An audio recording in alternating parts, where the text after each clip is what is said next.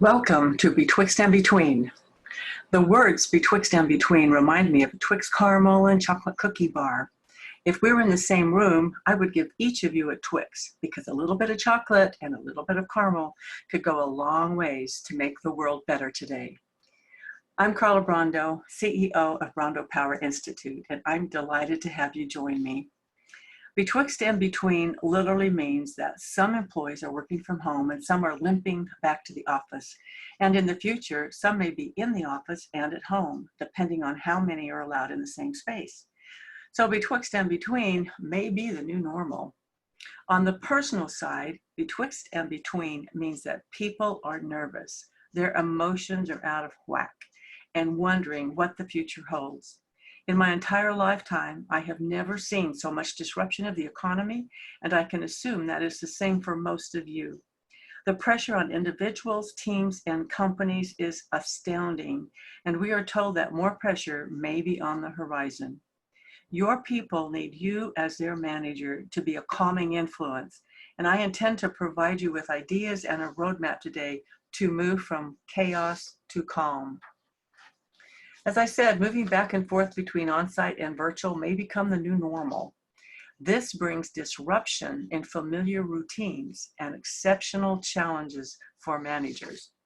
One of the reasons why is because you have to have one routine when you're at home and one at the office, and this can be a big challenge. So we're going to try to get over these challenges, and as I said, these challenges can bring you a managerial headache, an etc. headache, because heavy burdens are placed on you as a manager too. And I've listed some of the things here that you have to coordinate. You have to maintain the right equipment at home and at the office. You have to keep your team members connected. You have to keep them collaborating. You have to increase their friendship. That takes the more their friendship increases, the more collaboration and coordination there will be. You have to have meetings with both on-site and virtual workers, and you just pray that technology works. You have to have all employees watching you to ensure that assignments are fair, and whether you think so or not, they are watching to make sure that the assignments are fair between them as a team. And as you push to meet the deadlines, there can be stress between you and the team.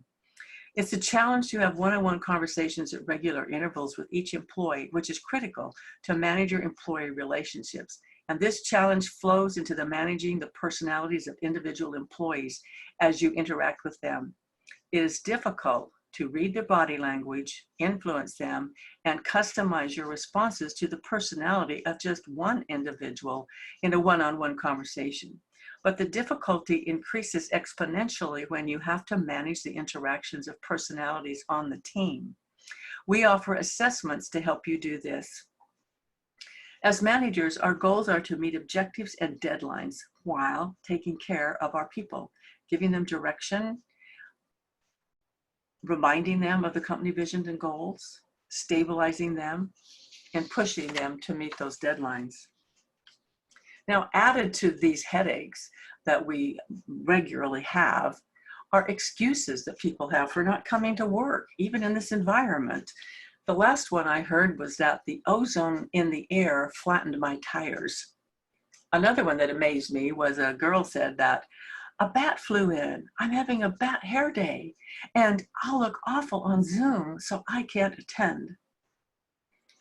And the next one really amazed me. The young man said, I gambled all weekend and I have money left this Monday morning, so I won't be to work. A frequent one I hear, though, is, I can't come to work today. I'm pulling my belongings out of the dumpster. My girlfriend threw me out. So taking into account the challenges that we have, the exception-size challenges, and the excuses that people have for not working, taking these all in stride, today we move from survival to a productivity reboot and a necessary revitalization of our team.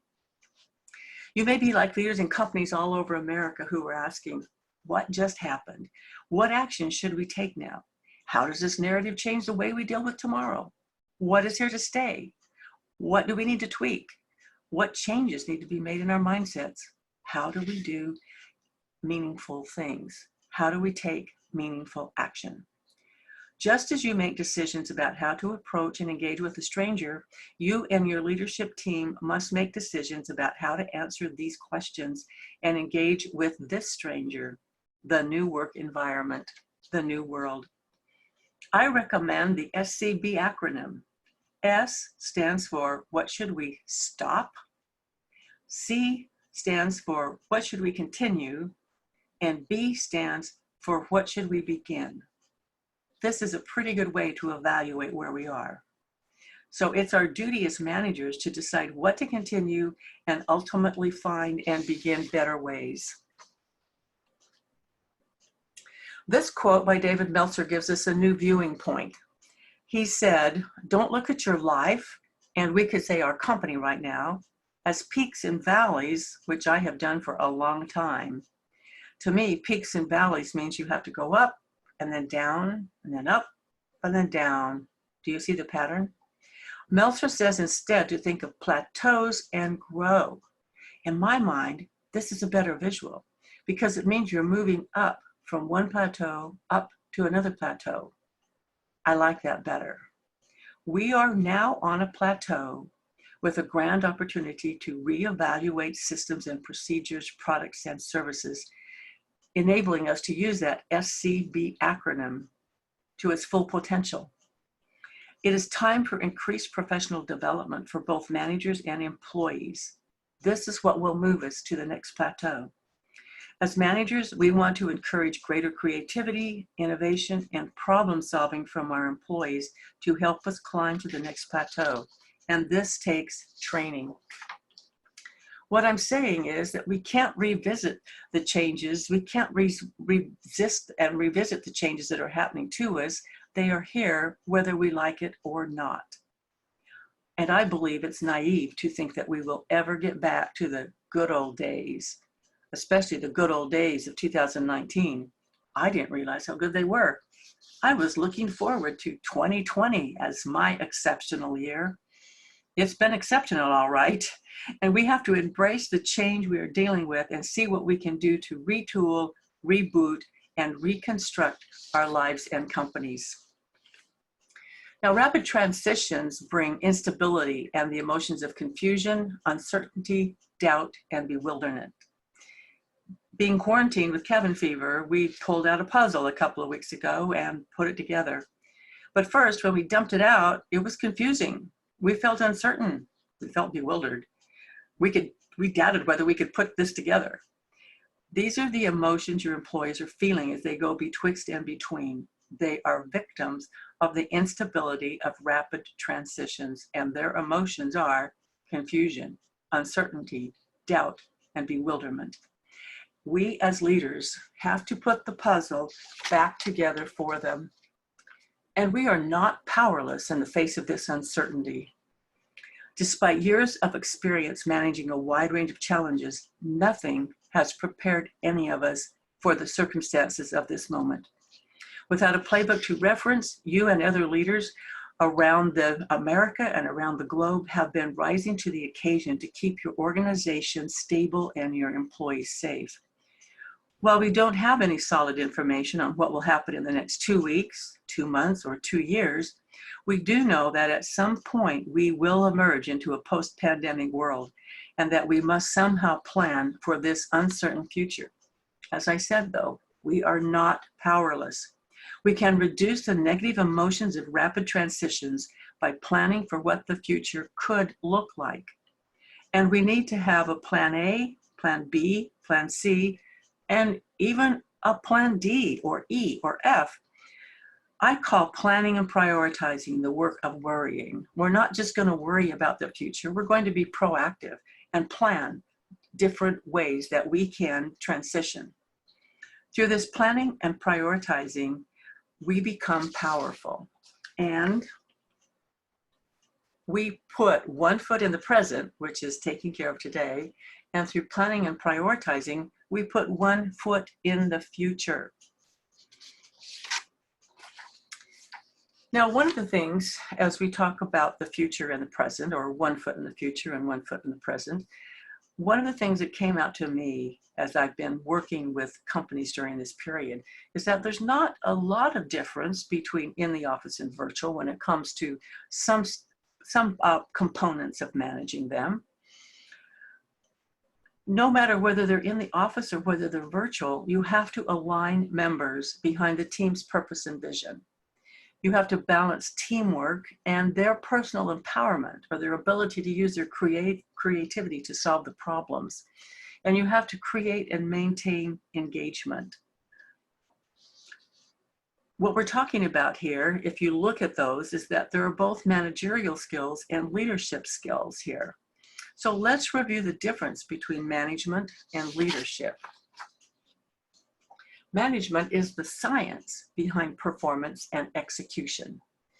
We assign tasks, we establish accountability, we prioritize activities, we set goals, we take metrics, we watch budgets, we control processes, we keep all the operations going. That's what a terrific manager does. Leadership is an art, like putting this picture together and combining the colors. This quote says that leaders are, by definition, change makers. And when you're called to lead, you are called to advance, move forward, and improve the situation. Now, when we look at moving forward, and we have one foot in the present and one foot in the future, you understand that leadership requires balance, focus, skills, passion, and commitment, and certain conditions of the heart.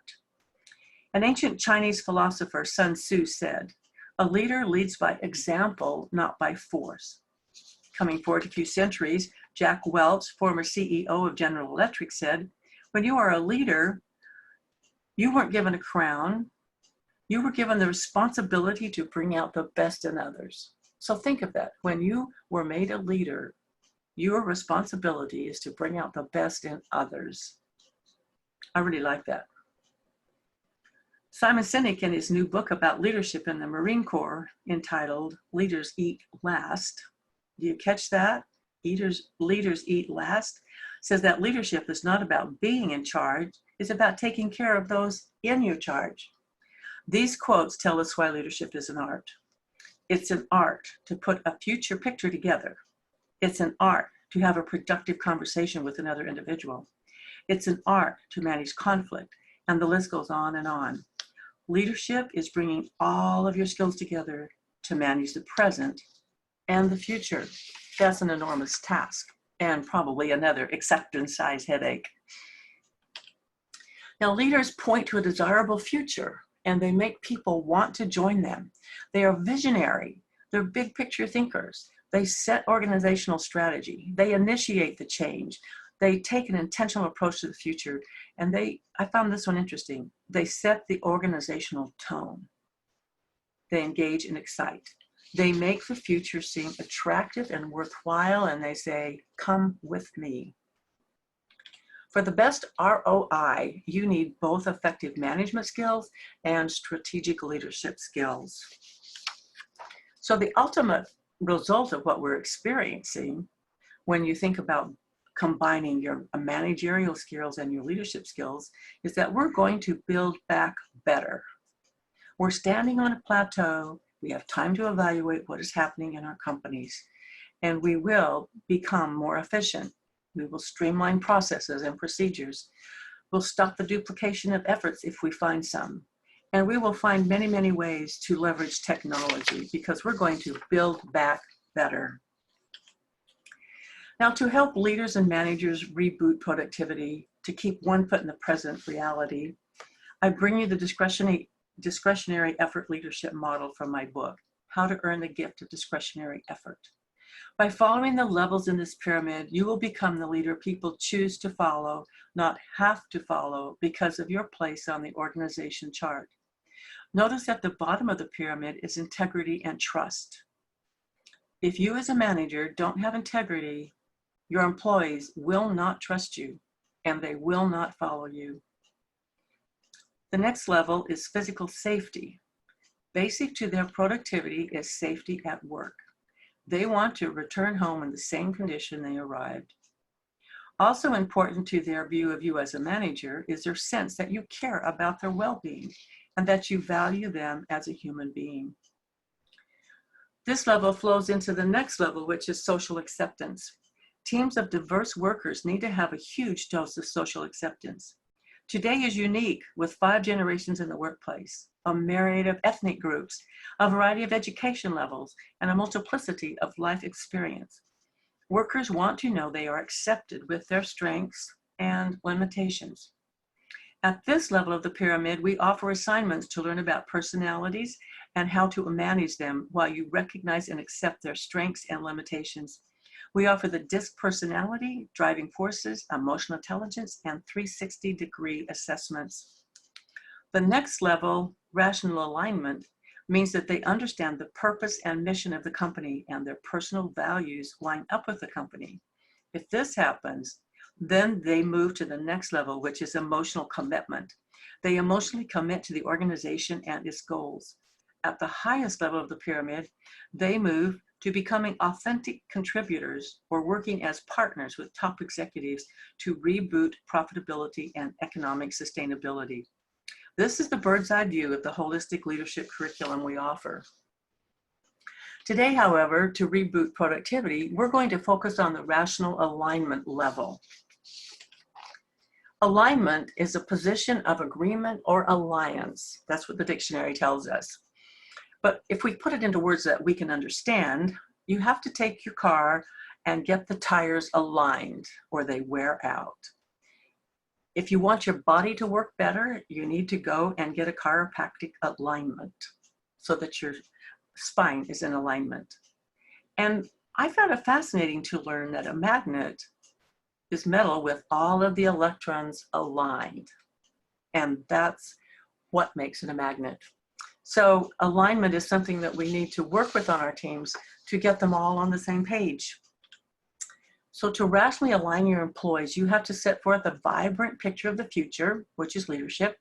You have to outline goals with definite steps, which comes into some of the management skills you have. And then definitely making clear assignments to individuals is a management skill. When you have set forth the picture of the future, outlined the goals, and made clear the assignments, then the individual can choose to agree with the mission and purpose, recognize alignment with personal purpose and values, and say, I can intellectually and emotionally support the direction of this company, and I can take my assignments and complete them. Now, when we put our foot in the future with the rational alignment, what I suggest to you is that the mission, vision, and how their work contributes to company success has to be clear. And this reminded me of an old story about a consulting team that was brought in to increase productivity. They interviewed 2 crews that were doing exactly the same work, chipping rock.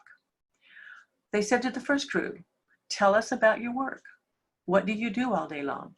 They replied, we chip rock. The consulting team said thank you and left. Then they went to the second crew and said, tell us about your work. The answer was very different. They said, we're part of a team that is building a cathedral as a monument to our God. Which team do you think was the most productive and did the best work? The second team, of course, because they had a larger vision of what they were doing. Managers need to be intentional and connect employees' work to a larger purpose. If you don't keep the big goal in front of them, they will most certainly disengage and your team will become unaligned. So we have to invest our time to connect our team to the larger meaning of their work and help them see how their work contributes to the organizational strategy. We have to help them understand not just what gets done or their task, but why it needs to be done. If you can do this, you will realign your employees at this time of disruption and make them more productive, as well as happier and more satisfied. Now, as we talk about the future and creating this vision and goals, I was reminded of a leaf floating in a pond. It has no effect on its future. It drifts passively. So it could float on the pond for an hour, a day, or a week. It may land on the shore across the pond. It may remain floating on the water or sink to the bottom. Now, we as people are not leaves. Our DNA doesn't let us float aimlessly. We have the power to create a future by design, whether that is following Plan A, Plan B, or Plan C. When we have desires, goals, and plans, we have an active relationship to the future. If we are passive, our future will be a product of the drift in our own environments, interactions, and habits. In other words, other people are reacting with us. Other people are driving us. Other people is what pushes us to where we're going. In other words, we're doing their agenda. But when we become active and intentional about our future, we can deliberately choose to make something happen. At this crucial time, we don't want our teams to drift like a leaf in the pond. As managers, we can be deliberate and set the goals and objectives of the future. Once we've set that direction, Plan A, Plan B, Plan C, then you have to communicate that direction. Has anyone ever had a garage like this one? Unfortunately, I have. It's called a collection of clutter. This is related to the verbal communications that you have with your employees, and you might wondering, what in the world does this clutter have to do with my communications with my team? Well, what I learned when I read the book Leading Change by John B. Cotter, who is a professor at Harvard Business School, is that communication gets lost in the clutter.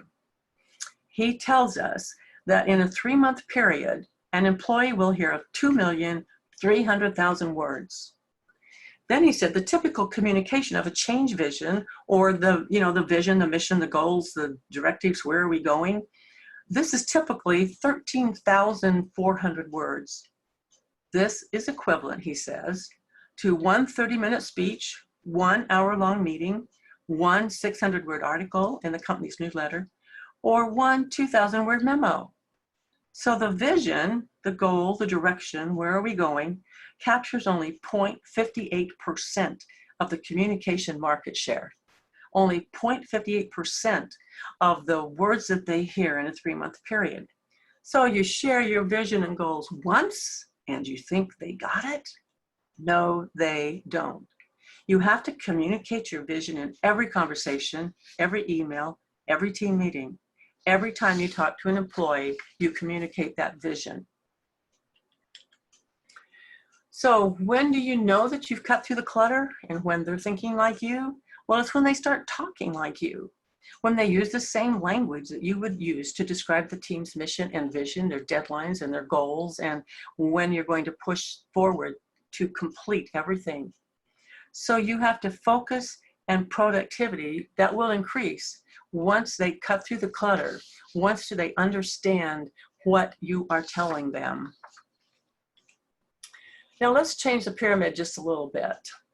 So whether at the office or working virtually, these levels of the productivity pyramid that align with the discretionary effort pyramid, well, this productivity pyramid will lead employees to greater engagement and production.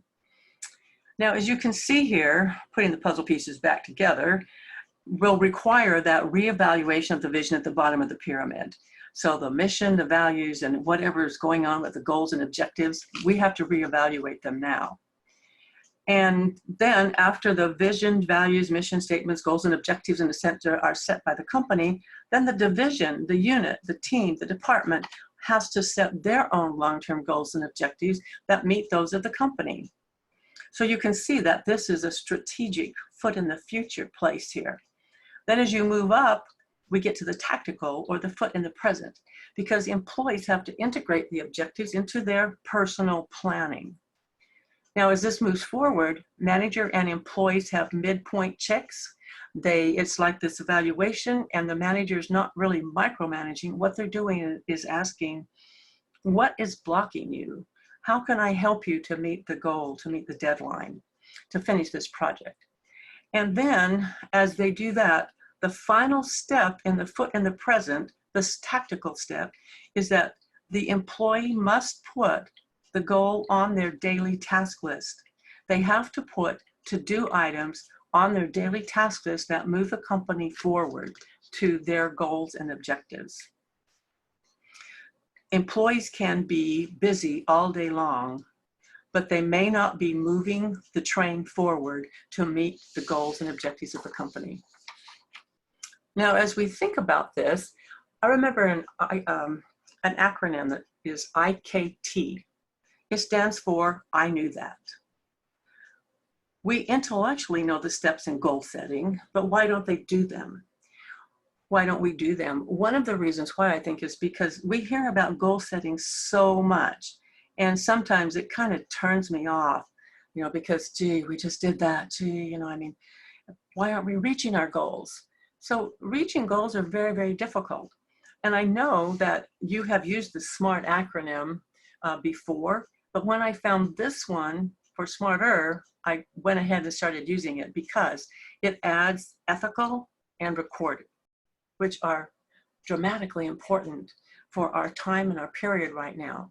Ethical, we have to have ethical behaviors in our companies. And recorded, yes, goals have to be written down so that you can get through that clutter that we were talking about. Now, my point is that we intellectually know the steps in goal setting, but we don't do them. Why don't we do them? Because it's difficult. It's easy to say, this quarter, we're going to achieve an increase in sales and customer service. It's a little more difficult to say what the percentage of increase will be. But you can write the goal down in the language that is reflected here with the SMARTer acronym. And then you still wonder, why don't we reach it? And in my opinion, it's because we don't get down to the granular level with our goal setting. We write this wonderful goal statement about what we're going to do. And maybe we add a couple of strategic objectives. But see the point there in the square with the red dots around it? Well, that's what we're leaving out. We're leaving out a timetable. And we're leaving out the tactical planning. In other words, getting it down to to-do list items that an employee can put in their daily plan. And which day are we going to do it? Goal setting has to get down to this granular level to move the company forward. Now, it's fascinating for me to think of lead measures and lag measures as a way to look at goal setting. Lead measures drive performance. That's what you want goals to do. And they have to be influenceable. In other words, you have to be able to influence a future performance with this lead measure or this goal that you're setting out. And it is predictive of reaching your goal. Lag measures, on the other hand, only measure outcomes. So it says we're going to increase sales by 2% this quarter. Well, they can analyze that at the end of the quarter and see if you did it. But you're not going to reach that normally if you don't have lead measures or goals that can influence the increasing of sales. So when you have lead measures that lead to a goal, if you want to increase sales, then a lead measure would be how many sales calls do we need to do per day? How many more proposals do we need to send out each week? So these are predictive. If you've increased your sales calls and increased the proposals that you're sending out, you can influence that, you can make more calls, you can send out more proposals, and that will affect the lag measures or the past performance. So lead measures move lag measures. And I think that's an important concept to think about when we're getting down to the granular level of goal setting. Now let's talk in terms that are a little simpler. You cannot control when your car will break down, but you can control preventative maintenance checks. In other words, if I'm getting preventative maintenance done, I can predict that my car will run longer rather than just measuring how many times it broke down. I was doing a program for a county here in the Atlanta area, and there was a gentleman in there with the fleet management. And I'll never forget what he said. He said, Carla, I've been telling my manager that we need to do more preventative maintenance. And my manager keeps saying, how can we? We're so busy doing repairs. I kind of chuckled inside because it's like the manager kind of missed the point there. But on the other hand, you can see the cycle that we get in of just looking at lag measures or just taking care of lag measures and not doing the lead measures that will help us be better. Now, there's another example that I'd like to bring to you that was also a fascinating study for me. This is the story, Moneyball. It's the story of the turnaround of the Oakland A's. Now, the Oakland A's was one of the poorest teams in Major League Baseball. In the 1990s, they played in a dilapidated stadium, attendance was low, and the great players were not interested in coming to the Oakland A's. And quite frankly, they were financially out of reach for the Oakland A's. So they're caught between financial pressures and the need to provide a winning team. I think it's the same thing we have today. We're caught in financial pressures, and how are we going to keep our people moving forward and working in the financial situation that we're in? The general manager, Sandy Alderson, asked, why do people come to the stadium? Well, to see a winning team. What produces a winning team? Well, the most runs. What produces the most runs? Getting on base. So he and his assistant manager, with this information in their brain, the assistant manager was Billy Bean, they brought together statisticians and computer scientists to figure out what players in the league had the highest percentage of getting on base and then moving from one base to another base. They did the unheard of thing. They recruited awkward and unvalued players who were not flashy, not big name athletes, but who were workhorses, who could be relied on to get on base. They wanted to play, but cost very little to hire. Financially, these players were the poorest. Financially, the Oakland A's were still the poorest team in the baseball, but they started winning games. Year after year, for an entire decade, they won division titles. They maintained the best record in the Major League Baseball just by focusing on a new lead measure. How many times can a player get on base? So let's go back to our communication one more time as we kind of wind down our lunch and learn today. My tactical tip for you in moving people into goal settings that are lead measures is to learn from communication professionals. A good press release is no different than a conversation to align people and move them into action, thus rebooting your productivity. A good press release answers all of these questions, but let's focus on the leadership skill part of it. What are we going to do? When does it have to be done? And why are we doing it? Why is the big picture for people that will help them coalesce around you, that will give them that vision that they want to follow, that they want to go with you to achieve. Next, you have to talk about who, where, and how, which is effective delegation. Now in this is who is going to be assigned to do this, and the where isn't the location, but it's where are we going to get the resources to do this. And how. How is when you turn to the employee and let them use their personal empowerment and creativity skills. Now answering these questions provides context and invites people to align their daily work, their task list, with the project they have been assigned. And this is tied to accountability. Accountability, if you have not delegated properly and set expectations, you cannot hold them accountable. That's what accountability means. You have to delegate clearly to them. Now the pessimist complains about the wind, and we have strong winds of opposition right now. The optimist expects the wind to change. Now I could be in both of these places. I can be pessimistic about why in the world is this happening to us. And I can also be optimistic because I do believe that the winds are going to change. But the point I'd like to make out of this quote by John Maxwell is that the leader adjusts the sails. Okay, so what we're learning today, what we're talking about today is that you have the power to adjust the sails. So betwixt and between. Change is hard at first, messy in the middle, and gorgeous at the end. Let's all cling to this quote, because I know that we're in the hard, some of us may have moved to the messy, and what we're looking for is to build back better, to be gorgeous at the end, to be a better company, to be better people, to move forward. That's our goal.